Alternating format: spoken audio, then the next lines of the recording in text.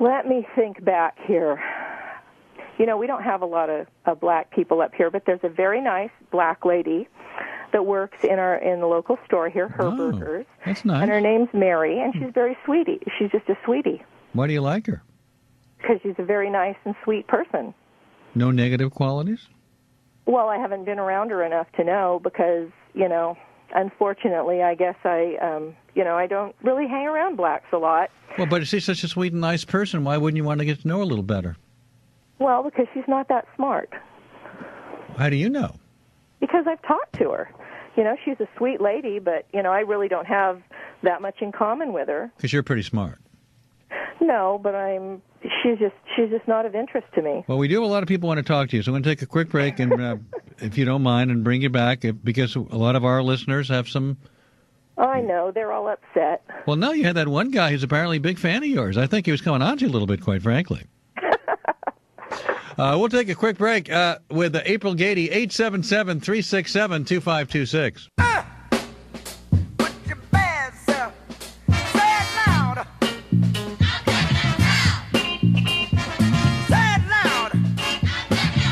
Say it loud. Come on. James Brown. You have a really lousy taste in music. Well, what's wrong with James Brown?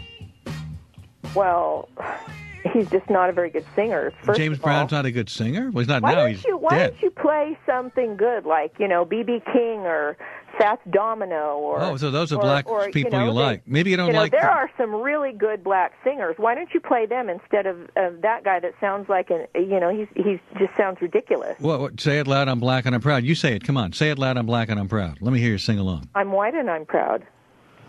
Well, is there anything wrong with being black and proud? No, absolutely not, and I encourage black people to be proud. Mark in Henderson, North Carolina, hello. Yeah, I was listening in, and I just had to tell Alice that, I love April. her, man. April, I'm sorry. I love her. You love her so much you don't even know what her name is.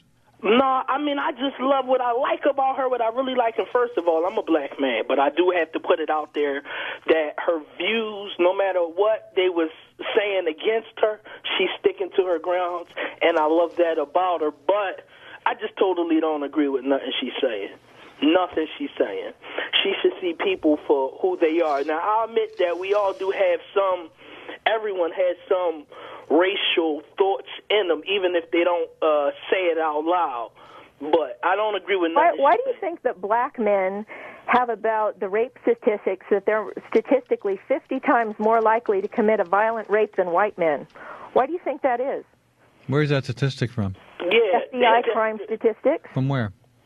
From the FBI website. Well, I've not seen that statistic, but... well, they're not going to have it on the front page. Oh, I see. You got to dig a little bit for it, huh? You should be good I at see. math. All right, thank you for the call, sir. Sean in Elkhart, Indiana. Hey, how you doing, Alan? Hi. Hey, April, that's your name, right? You know, my brother told me I shouldn't get mad at people for not understanding, and so I'm not going to get mad at you. I'm going to pray for you.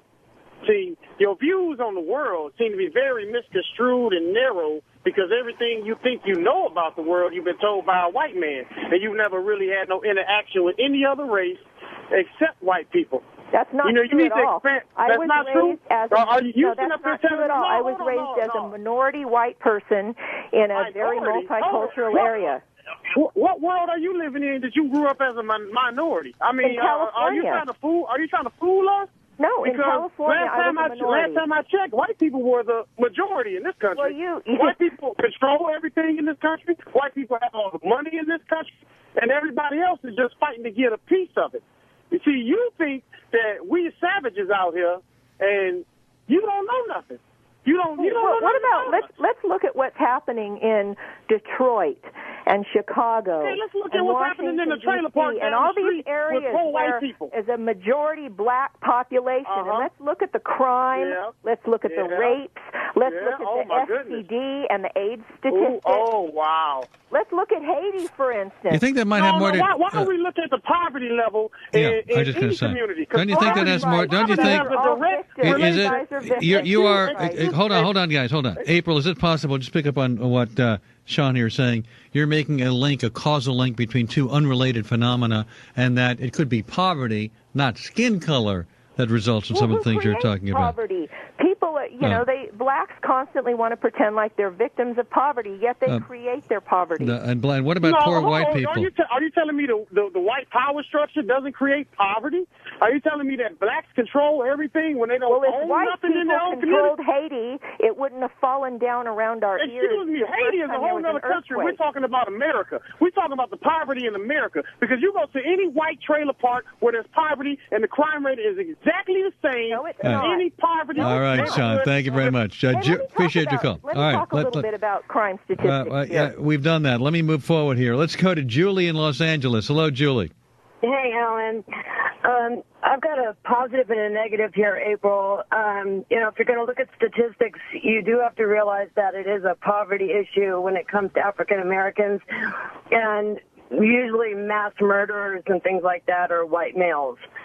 So that's one point. But I do want to say thank you so much for having a voice, because there are so many backwards things in our society. There's Thank God white supremacy isn't one of them. Think about it. We have, magazines directed to black people. We have black entertainment television. We have black college funds. We have, it's all with black in front of it. If you say one time that I have a white dating service, all of a sudden that's because whites are the majority. Whites are the power structure. Whites already have the institutions. They have America. So minority groups create their own institutions because they don't have what the majority has. Anyway, we're going to take a quick break. Coming right. Racist. Well, that's a pretty racist opinion. In other words, you believe it's because of the racism. You think black people and non-white people are so inferior that they need help. They're not in inferior. Order to overcome it's because the white. No, that's not what I said. It's because they are treated as inferiors by a bigoted society. They're actually treated as superiors. Well, not if more people thought like you. They don't. No, they're not treated like superiors, and that's why there's such poverty, and that's why there's not equal pay for equal work, and that is why they form their own institutions, because they're not accepted in white institutions. We're coming right back. Hold on. Well, it's just like your opinion, man. Where opinion is king. Alan Colmes.